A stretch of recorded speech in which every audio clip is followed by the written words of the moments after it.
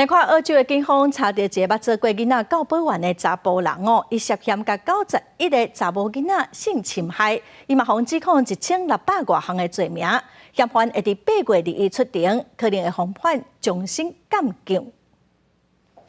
在澳洲发生虐待囡仔的案件，这个心肝真凶的嫌犯，竟然是一个进前做邮报工课查甫人。An investigation that has led to a former childcare worker being charged with 1,623 child abuse offences against 91 children, including 136 counts of rape and 110 counts of sexual intercourse with a child under 10.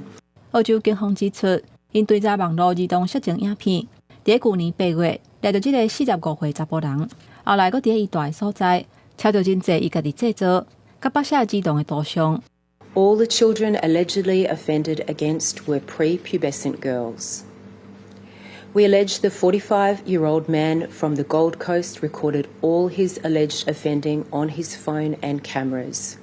警方表示，这个嫌犯利用伊的职务，在2007年至2022年至15年期间，在布里斯本、甲雪梨，还有海外12间托儿所，甲查某囡仔性侵，甚至搁甲翕相关的影片。警方已经确认其中87个澳洲的受害者的身份，而且通知家长。另外4个海外受害儿童的身份，要甲国际警方合作，才当进一步确認。It's beyond the realms of anyone's imagination what this person did to these children. I can only say that you try not to be shocked after a long period of time in the police and crime reporting, but this is a horrific case. 这个嫌犯会伫8月2日出庭，罪名若是成立，可能会防判终身监禁。公司新闻张惠敏编译。